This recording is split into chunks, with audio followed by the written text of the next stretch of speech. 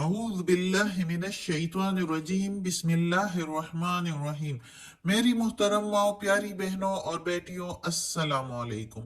आज हम इंशाअल्लाह तिलावत करेंगे अपने अगले सबक की, जो कि है सूरे अनाम की आयत नंबर 139 और 140। सामने है 139 एंड 140। इंशाल्लाह तिलावत करेंगे तर्जुमा के साथ और तफसीर के साथ। तो चलिए शुरू करते हैं आज का सबक। लेकिन शुरू करने से पहले बेल नोटिफिकेशन को ऑन करें और चैनल को सब्सक्राइब करें, ताकि अगली वीडियो आपको आसानी से मिलती रहे। और हो सके तो शेयर भी करें, ज्यादा से ज्यादा शेयर करेंगे तो ज्यादा सवाब मिलेगा सबको इंशाल्लाह अल्लाह के हुक्म से। तो चलिए शुरू करते हैं आज का सबक। औज़ु बिल्लाहि मिनश शैतानिर रजीम बिस्मिल्लाहिर रहमानिर रहीम।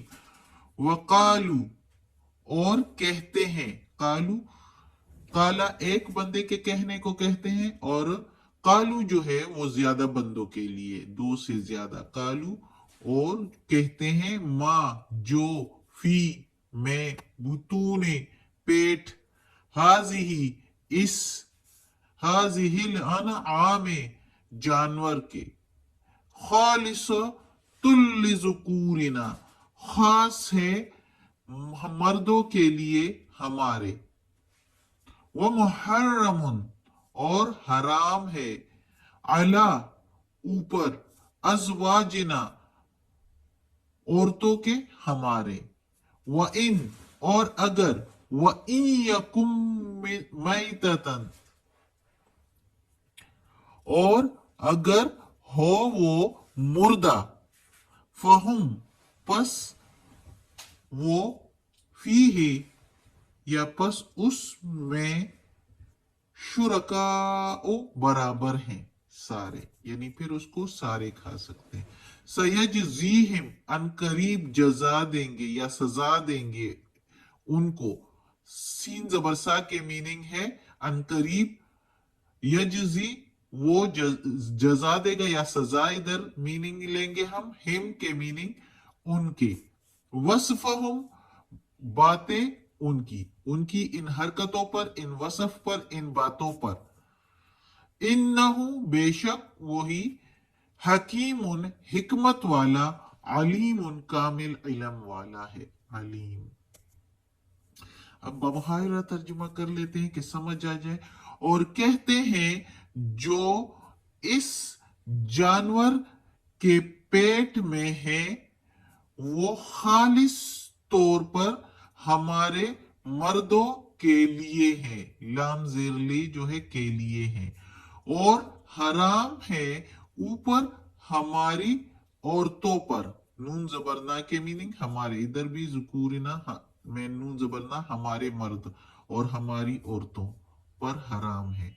और अगर हो वो मुर्दा, तो उसमें सब बराबर के शरीक हैं। फीही मीनिंग में, उसमें। और अनकरीब सजा देगा उनको उनकी बातों पर, बेशक वही हिकमत वाला और कामिल इल्म वाला है। अब जिस तरह की पिछली आयतों में होता चला आ रहा है कि मुख्तलिफ रसूमात अल्लाह ताला ने कुरान में अरब के जाहिलियत के ज़माने में मुशरिकीन के बयान फरमाए हैं कि उनके क्या जो है अपने आप से कानून बनाए हुए हैं, जिनकी कहीं भी सनद मौजूद नहीं, ना उनकी कोई किताब है ना कोई तारीख है। अच्छा, बार बार मैं कह रही हूँ सनद पिछले सबकों में भी कि कोई सनद, सनद की मीनिंग सर्टिफिकेट, यानी अब जिस तरह हम कोई कोई भी समझदार मुसलमान और जो सही मुसलमान हो, तो वो जरूर जब कोई मसला उनको पेश आता है तो जरूर या तो खुद कुरान में जो है उनके कुरान के मुताबिक اس کا فیصلہ کرتے ہیں. اگر خود ان کو معلوم نہ ہو تو پھر کسی مولوی اور عالموں کے پاس جاتے ہیں اور ان سے پوچھتے ہیں کہ اس مسئلے کے مطابق قرآن میں کیا سند ہے، یعنی قرآن میں کیا بتایا گیا ہے اس مسئلے کا. جیسے کہ قرآن میں نکاح کے بارے میں کہ کس کس کے ساتھ نکاح جائز ہے، محرم کے بارے میں کون محرم ہے کون نہ محرم ہے، طلاق کے بارے میں، یتیموں کے بارے میں جن کے کیا کیا حقوق ہے، وراثت کے بارے میں کس کس کا کس طرح کا حصہ ہے، سارا کچھ دنیا زندگی کے جتنے بھی مسائل ہیں اس کے بارے میں اللہ تعالیٰ نے قرآن میں تقریباً سارے کچھ کے بارے میں اللہ تعالیٰ نے بتایا ہوا ہے. اور کچھ چیزوں کے بارے میں احادیث میں موجود ہے. تو وہ جو ہے وہ ہمارے لیے سند ہو جاتی ہے. اس کو حد بھی کہہ سکتے ہیں، سند بھی کہتے ہیں. تو سند جو ہے اس طرح کہ یہ اس چیز کے بارے میں یہ سند موجود ہے. جیسے کہ اب یہ کافر مشرکین لوگ کہہ رہے ہیں کہ یہ جانور یعنی انہوں نے جو خاص جانور چھوڑے ہوتے ہیں، مثال کے طور پر ان کا سائبہ اور بحیرہ جانور جن کے گلوں میں پٹے ڈال کے مختلف آستانوں کے نظر پر چھوڑ دیے جاتے ہیں کہ یہ مخصوص لوگ کھا سکتے ہیں اور کوئی اس کو ہاتھ بھی نہیں لگا سکتا، اور اس پر جو ہے سواری کرنا بھی ممنوع ہوتا ہے، اور اس کا جو ہے دودھ دھوتے بھی نہیں ہے بغیر اللہ کے نام سے، اگر دھوتے ہیں تو دھو دیتے ہیں. تو اس طرح یہ جانور جو ہے، اس جانوروں کے پیٹ میں جو بچہ ہوتا ہے وہ اگر پیدا ہوتا ہے تو وہ جو ہے وہ کہتے ہیں خاص طور پر اس کو صرف مرد کھا سکتے ہیں، عورتیں نہیں کھا سکتی. یا جو ہے وہ جانور جو ہے اگر ذبح کیا جائے تو اس کے پیٹ سے جانور جو بچہ نکلتا ہے وہ اگر زندہ ہو تو اس کو مرد کھا سکتے ہیں اور ہماری عورتیں نہیں کھا سکتی. اب یہ ایک قانون انہوں نے پیش کیا ہے، بنایا ہوا ہے، اپنے آپ سے ان کے رسومات تھے اور اپنے مذہب میں شامل کر لیا ہے، ان کے آباء و اجداد سے ہوتا چلا آیا، جو کہ مذہبی ایک قانون بن گیا. تو یہ قانون جو ہے اس کی کوئی سند نہیں تھی، کسی کتاب میں اس کے بارے میں نہیں تھا. تو یہ سند کا مطلب یہ ہے کہ کہیں پر اس کا لکھا ہوا نہیں تھا کہ اللہ کی طرف سے ہے.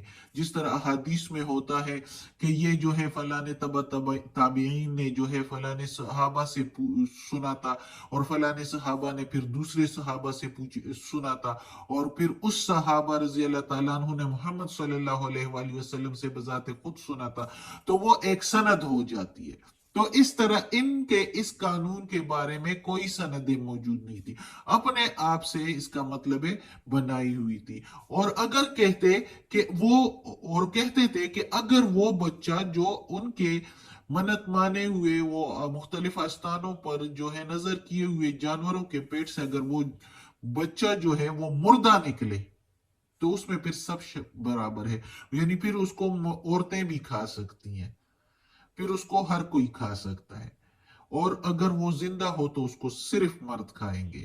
تو یہ مختلف جو ان کے رسومات تھے اور قانون اپنے بنائے ہوئے تھے.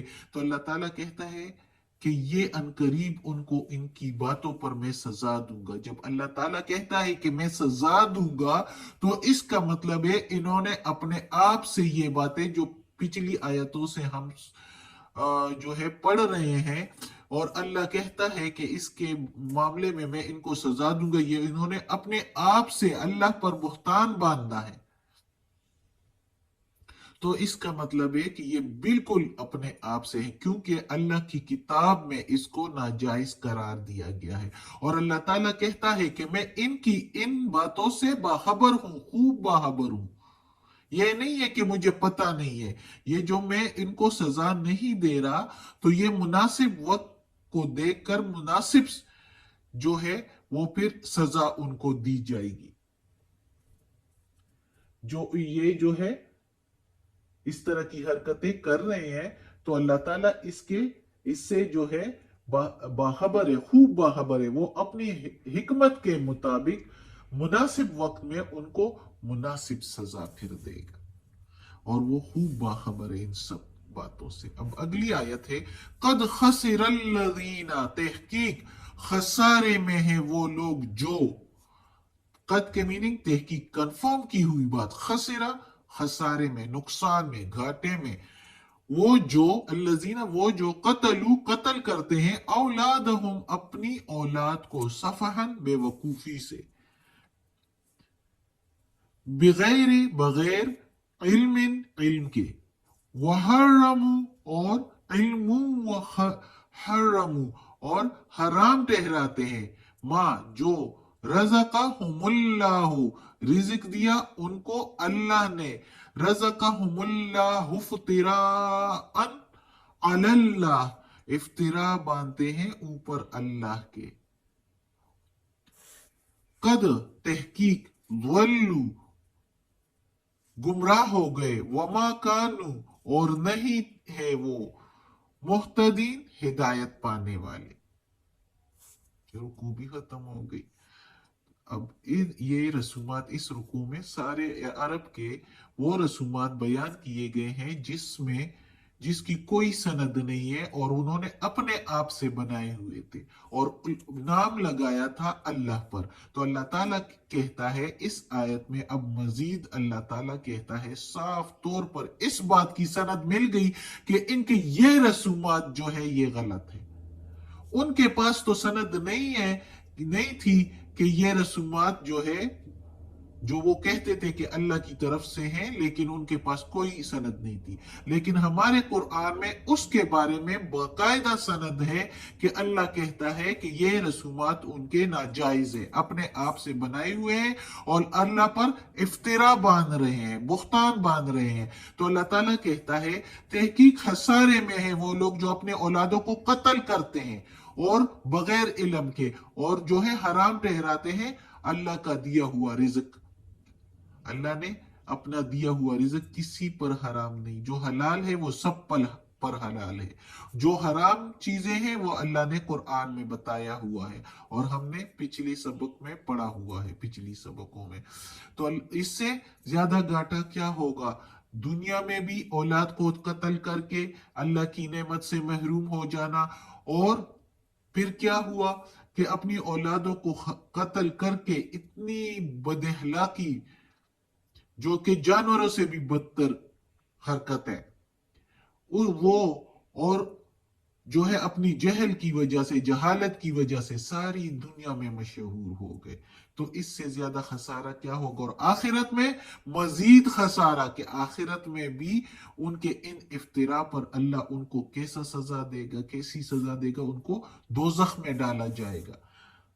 اور یہ ساری سزاؤں کے بدلے جو حرکتیں جو اللہ تعالیٰ پر جھوٹ بہتان باندھتے ہیں، تو اس کے بدلے میں ان کو دوزخ میں ڈالا جائے گا، اور دوزخ سے بدتر سزا پھر اور کیا ہو سکتی ہے کہ ساری زندگی پھر اسی میں مرتے اور زندہ ہونا، مرنا اور زندہ۔ یہ نہیں کہ ایک بار مر گئے تو ختم، نہیں، بار بار زندہ ہو جانا ہوگا۔ ہم آگے پڑھیں گے، اللہ تعالیٰ کہتا ہے کہ جب ایک سکن جل جائے گی، کھال جل جائے گی، تو دوبارہ سے نہیں بن جائے گی، تاکہ دوبارہ تکلیف ہو۔ استغفر اللہ، اللہ بچائے دوزخ کے عذاب سے۔ تو اللہ تعالیٰ کہتا ہے کہ تحقیق بہک گئے ہیں لوگ، یہ لوگ گمراہ ہو گئے ہیں، اور نہیں ہے یہ ہدایت پانے والے جو یہ حرکتیں کرتے ہیں اور ایمان نہیں لاتے۔ پھر بھی یہ عرب کے مشرکین کی رسومات کا ذکر ہے۔ صدق اللہ العظیم۔ آج کا سبق ختم ہوتا ہے۔ اللہ ہمیں توفیق دے کہ یہ قرآن مجید کا ترجمہ مکمل کریں، اس پر عمل کرنے کی توفیق دے، یا اللہ، یا رب العالمین، یا مالک یوم الدین، یا علی کل شیء قدیر۔ یا اللہ، یہ قرآن مجید کی تلاوت کی ہے ترجمہ و تفسیر کے ساتھ، اس کے زیر زبر پیش میں، تلفظ میں، ترجمہ تفسیر میں کوئی غلطی ہوئی ہو تو معاف کر دینا، تو غفور الرحیم ہے یا اللہ۔ یا اللہ، ہمیں اپنے نیک اور صالح لوگوں میں شامل کر دے، اور ہمیں عافیت والے معاملات دے، آمین ثم آمین۔